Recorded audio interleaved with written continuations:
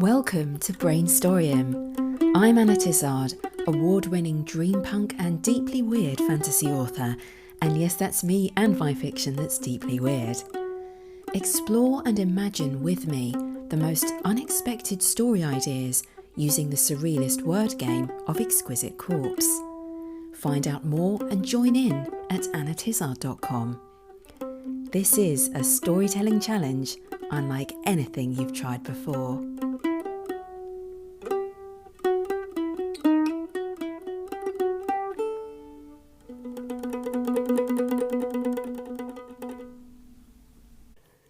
Hello, imaginative people. I'm Anna Tizard, and this is episode 76 of Brainstoryum. Now, last time I went quite in depth in the introduction about a juicy theory I came across as to why, psychologically and culturally, we might in these times find monster fiction that bit more satisfying. And sometimes I think about my own personal psychological reasons as to why I like monster fiction or want to write monster fiction, and I will probably talk about that in another show. But there's a time to get deep about these things, and there's a time to just appreciate things for what they are on the surface. And right now, with the sun out for the first time in ages, I'm not quite in the zone for deep psychological digging. And in fact, that reminds me that creature fiction is not all about darkness. The darkness in fiction, unless it's the grisliest type of horror, is surely there to help illuminate, to show up the light more brightly. I know when I read a story, I want to find the protagonist not just relatable, but to find in him or her something hopeful, a light that stands out against the darkness. And in a more general way, on a more light-hearted note, I think I just like variety in fiction. The theme of weird creatures, not just monsters, but weird creatures, which is slightly broader, is so appetizing to me because it's like a challenge. What new weird things can I create? How can I find unique ideas for stories that genuinely surprise me? And I've said it many times, I refuse to publish anything that doesn't surprise me at least twice. Well, the game of Exquisite Corpse is a great start, and I've had some amazing words coming in, filling up the socks of destiny. Thank you, people. Keep them coming. But on thinking about the psychology of writing and why we write what we write, there is a time for reflection on that, certainly, and that's a very useful tool, and I often use it myself. But equally, there is a time to play.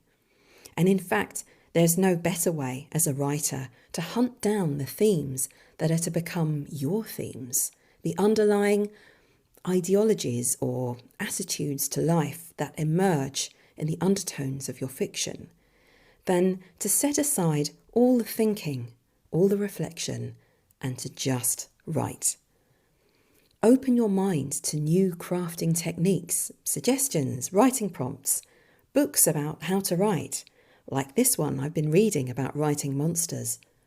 Learn all you can, but ultimately the practice is the learning and the discovery is in the doing. So let's do it.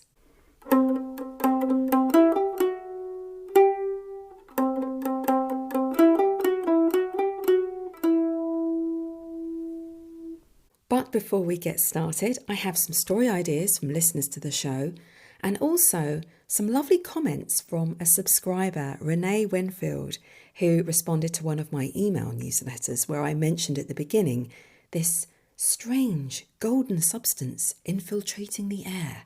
I think it may be sunlight, which were my first reactions to the beginning of spring. Well, Renee replied in a kind of poetic flow. She said, "You're so right about the sunlight, and March is here, there and everywhere, including the air.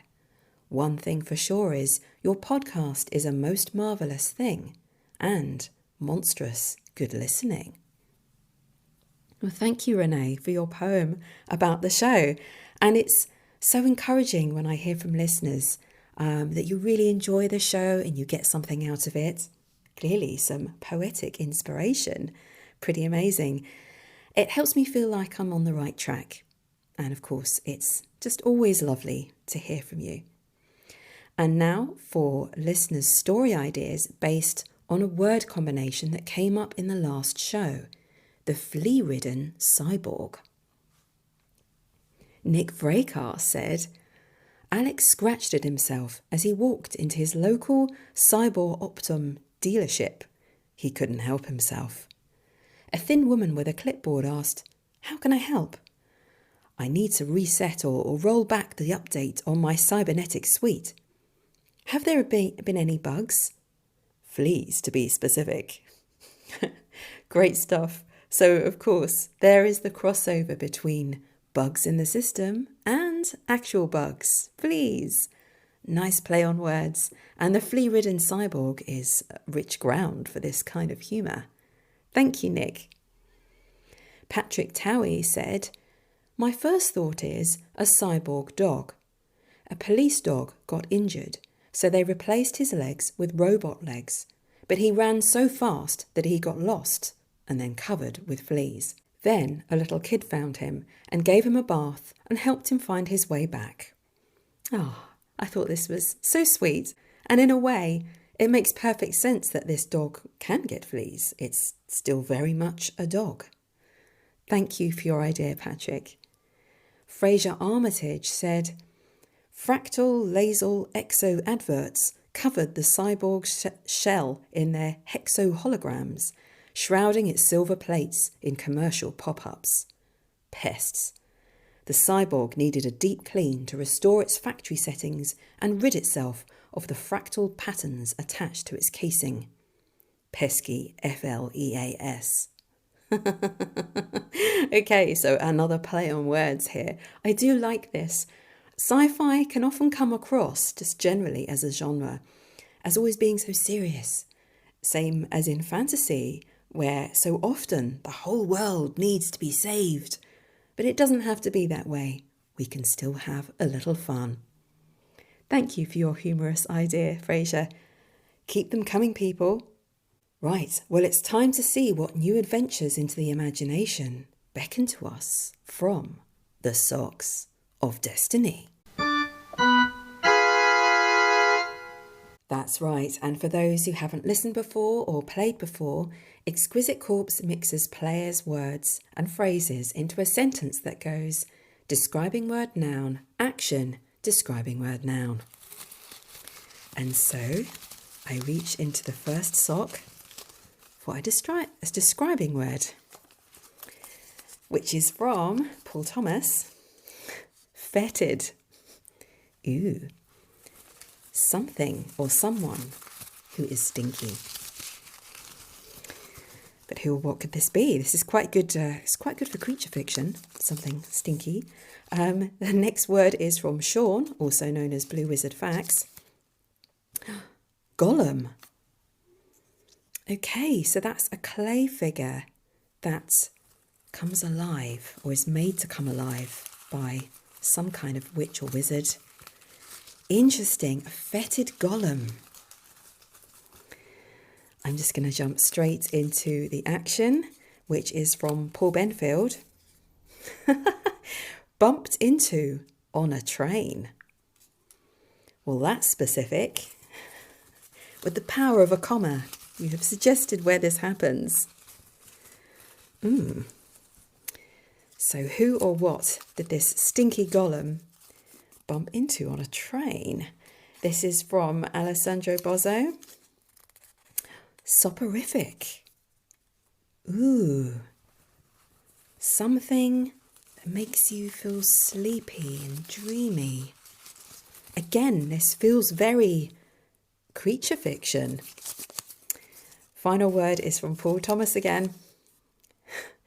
Weeping willow. A soporific weeping willow. I can see that. It does make some intuitive sense because it's a riverside tree and you can imagine lying underneath it on a grassy bank next to a river. taking shelter on a hot day, and the rush and sigh of those low dangling leaves, which are sort of like curtains. It's exactly the sort of tree that could be soporific if you had to choose one. We've got weird creature possibilities on either side of this exquisite corpse, because the whole thing reads, the fetid golem bumped into on a train, the soporific weeping willow. But how do these two creatures, or a creature and a plant, bump into each other on a train? Let me set that aside initially, because that's quite difficult, and think more about this fetid golem. What makes it stinky? It's made from clay, so the smell could come from a potion blended with the clay that's used to make it come alive. It could be that in order to make it come alive, some part of a corpse has to be used. But that's a little bit too gross for me, I think. Also, I don't really feel a sense of mystery around that when I test out that idea in my head. You have to follow the feeling of suspense, what appeals to you most when you brainstorm stories. Follow the little lights. You know, maybe I'm saying that because these two creatures have made me think of sticky mud, marshlands, or being near water, like the willow. And there's a lot of mythology around jack-o'-lanterns, little hovering blue lights that you get over marshland, leading people astray. Tricksters leading people to their doom. Stinky doom on occasion.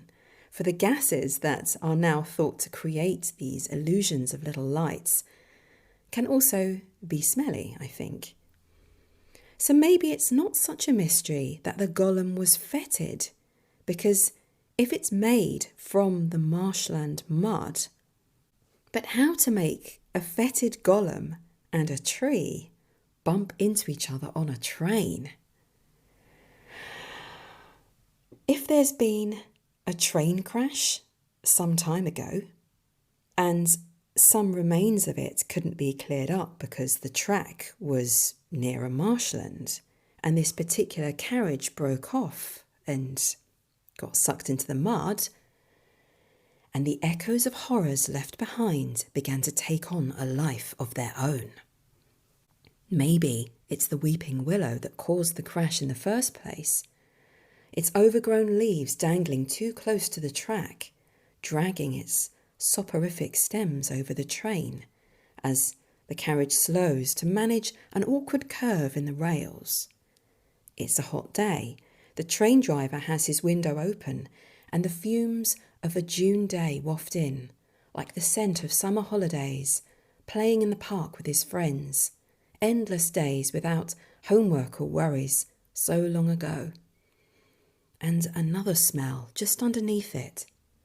But that's not enough to break the dreamy spell that has him nodding over the controls. And that's how the crash happens. It's in the aftermath, later in the summer, at the cross point into autumn, where the months of simmering heat send bubbles up that break their fetid domes on the surface of the marsh. The willow tree strokes the soggy surface, where the long-abandoned carriage, sunk deep into the bog, lies empty. Or is it?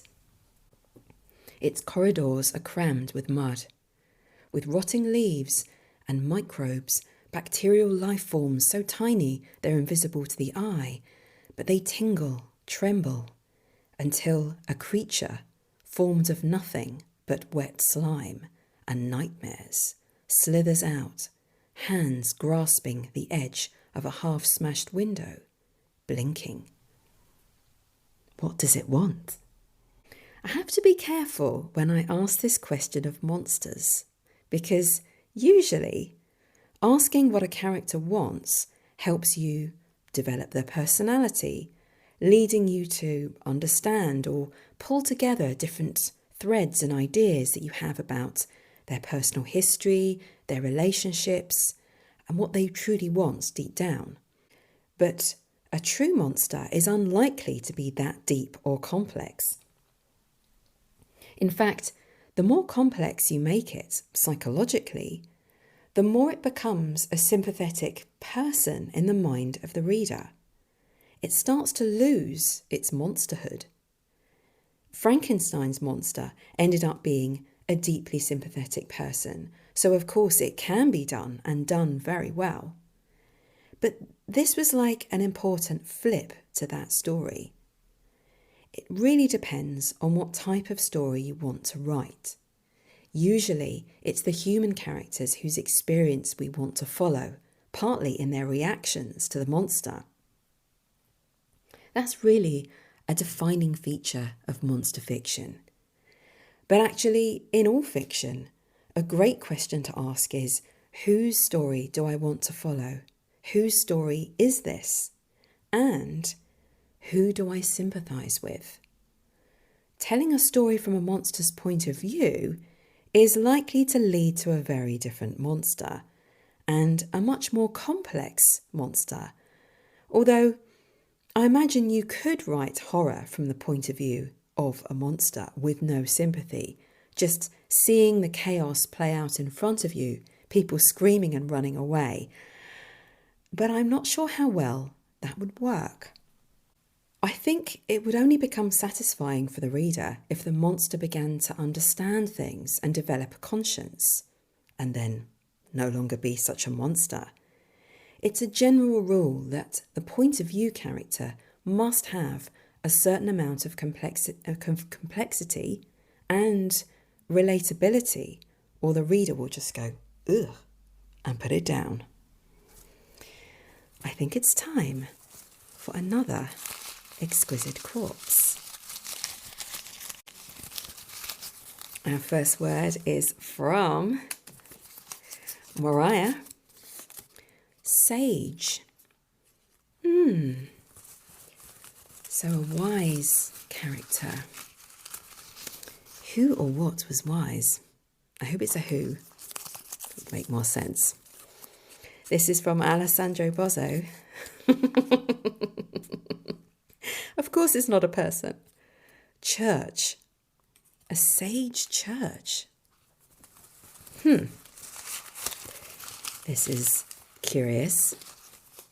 What comes next? This is from Paul Thomas. Kissed. Ooh, how can a building kiss someone? This is curiouser and curiouser. Let's try for another word.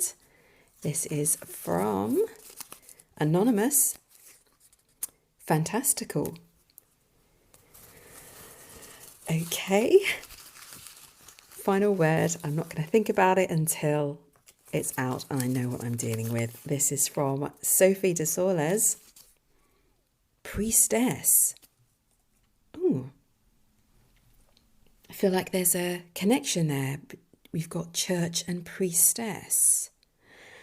But let's just read the entire Exquisite Corpse and see what comes up. So, the sage church kissed the fantastical priestess. How can a church, kiss anyone, but how can a church kiss someone who isn't really there? And what's wise about that? Is it wise to acknowledge what cannot be seen, but which is still there in some form? In a way, that feels like what religion or spirituality tries to do, to connect with something that is beyond the five senses we have in this world. Also, is that what art and stories try to do? To reach a kind of reality that doesn't exist in the usual logical way of this world, but still matters somehow? Well, that's another question. Maybe a little bit too deep, too much of a mental labyrinth to go into right now. But I've hit on a slightly different question there, because the sage church kissed the fantastical priestess, so someone whom we know is made up Ooh, but then I think if I get too literal with that, that's going to tie me in knots. How can you write a story based on that? So I think we need to go back to my first instinct because there's something there. A priestess who is generally believed to be fantastical. A person or spirit who can be found in old fairy tales, in thick, rough-edged tomes, but hardly ever talked about, hardly ever believed in. Yet she walks still. Her gown, blue as the first light of dusk and just as shadowy, sweeps the long grasses of the graveyard. Gargoyles creak and lean from their posts to catch a glimpse of her in that magical half-waking moment between night and day. One of the church's windows flickers with a golden hue. The pastor is up early, lighting candles and praying. Restless, he cannot sleep. In moments, another window glimmers with the same gold flicker.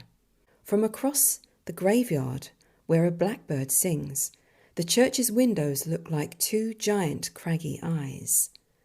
The door, the mouth of the church, creaks open, despite the coldness of the hour and the candles being lit elsewhere inside the building. The priestess turns, the slope of her long hair merged with her gown into a hazy silhouette. Not once has she made it over the threshold. For time immemorial, she has paced these grounds, searching for her body, useless, rotted long ago, or another way into the world of the living. The jumbled gravestones, like a giant's game of dominoes tossed down years ago, only to wedge themselves in the earth, a mockery of time, offer only shadows that sometimes look like doors, inviting her in. Illusions of the dark. Never has a real door opened for her like this, like a mouth opening to pull her in. Buoyed by the dusk, the priestess floats in, and when her feet kiss the cold stones, she knows she is real. The pastor gasps, bleary eyes widening. He sways in his robes, clutching his chest. What is this? What are you? He doesn't ask who. He can tell she is something other. What next? Is she a kind of monster? Why did the church let her in? I think I've worked out how the sage church kissed the fantastical priestess, stretching the meaning of that a little bit, but I haven't worked out why and what this means. It was worth getting down this bit of a first scene, using the pause button, of course, just to sort of enter the idea. But I think this one needs time to play on my mind if it might become something more. And is it even a creature story? I feel like the priestess could be a kind of creature, or she is to the pastor. Or I do like the idea that the church itself, the building, has consciousness, maybe. This is no ordinary church. It opens its mouth to let the priestess in. Why? Is the doorway a portal? And you know I love portals. It's the sage church that lets the spirit in, not the pastor or anyone else. A place as a creature? Now that's an interesting concept. But I think it's time for one last Exquisite Corpse. Okay, so our first word is from Paul Benfield. Spotlit. Okay, next word is from Alessandro Bozzo. Demigod. Ooh, how would a demigod be spotlit? There's a very strange image in my mind with that one. Our action is from Wendy. Oh, threaded madness all through. Now that is one of the weirdest actions I've ever come across. Very creative. What on earth could it mean? Maybe the key is in the next words. Come on, please be a good one. This is from Alessandro Pozzo. Segmented. Okay, something broken into segments or made up of many parts. Finally, Paul Benfield, you hold the answer. Barista. What? Oh, goodness sake. Do you know what? I need a green tea and it's probably overbrewed by now, but I just don't care. So I'm going to get my green tea now. Officially time for a tea break. Ah.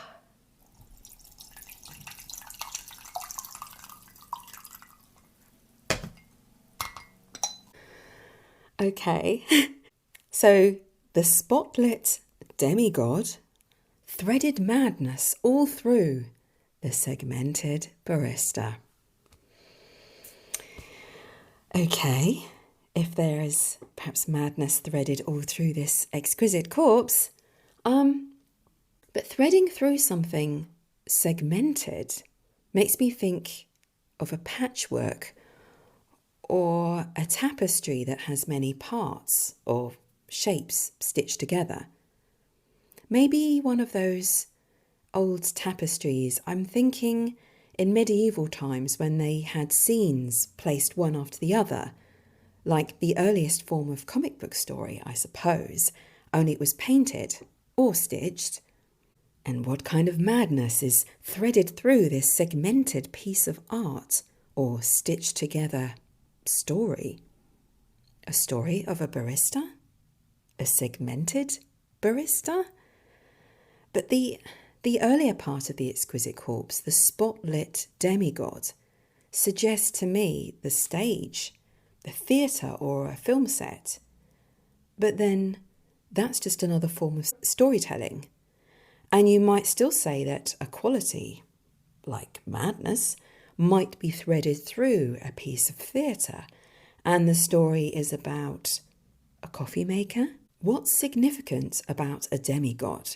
They're either a lower rank of god than a god, or I think they have fewer or weaker powers or something, or somehow just less divine. This, I think, combined with the mention of threading stitches, makes me think of the Greek myth of the Fates. I'm not sure if they classify as gods or demigods, or whether they're simply mythological characters who happen to have some powers. But their powers to make or break a life, in my mind, makes it not much of a leap to consider them demigods. And whose life are they stitching madness through? But that of a barista. But she's not just a barista. If her life is segmented, I wonder if she has been many things. Her life has had distinct stages or segments where she's done quite different kinds of work. Or maybe she has settled in her role as a barista, but her changes of scene, the way she keeps moving on to different places, never setting down roots, that could make her life segmented. Is she on the run? Has she found out some bizarre secret about the power of coffee? And someone is after her. Someone who has noticed her ability to make truly divine coffee. Sees her connection to something deeper within the drink. It's not just a caffeinated drink. It's a doorway to another world or another way of thinking. Something magical. And this quiet stranger, a mere shadow in a long coat, sips his espresso and narrows his eyes. She knows too much. She must be stopped, he thinks. What if he is the demigod? But the spotlit demigod doesn't feel quite right for him, creeping in at the edges, trying to catch her unawares. But then, how did the spotlit demigod thread madness all through the segmented barista? A visit to the theatre. She finds a ticket left on the counter, puts it in lost property, but no one comes to claim it. And it's for tonight. Why not just go? On stage, the Fates tell her life story so far, of a power that may get into the wrong hands, someone who understands the power of coffee a little too well. After a bizarre tale that plays out, our barista wanders home, trying to pick apart a strange segmented plot, not noticing a figure that follows her slinks through the shadows. Once home and in her bed, she falls asleep quickly and is visited by the same three fates in a vivid dream. They stitch wild, chaotic shapes into the tapestry of her life while uttering strange lines that may or may not mean something. Don't froth the milk, but stir in the cream.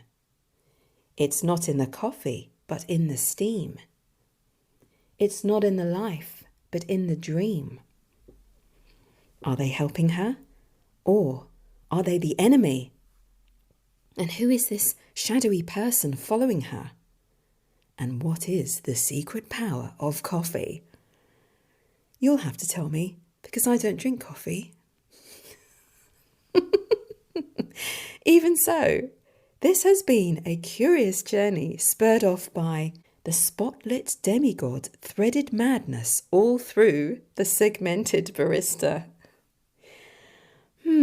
A slightly less creaturely one though, unless you count the mythological fates as similar to ghosts or ghouls and so sort of part of the broader definition. You could certainly play on that and make them a bit more scary and ghoulish.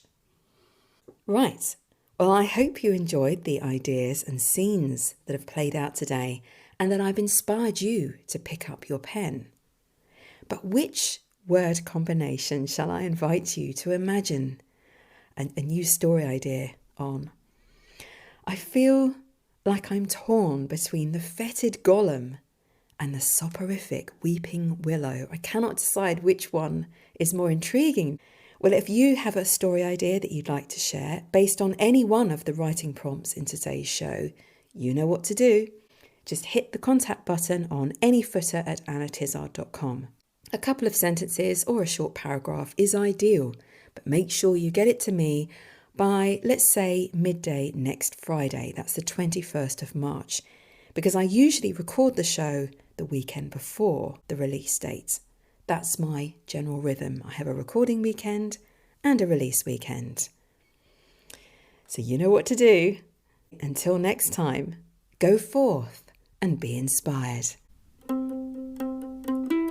I hope you enjoyed today's Brainstoryum. You can find out more about Exquisite Corpse and my series, The Book of Exquisite Corpse, at annatizard.com. Subscribe to my e-newsletter and you'll get Volume 1 for free. And while you're there, why not submit a few words to the Socks of Destiny on my play page? You may inspire me or inspire yourself to write a unique new story. See you next time.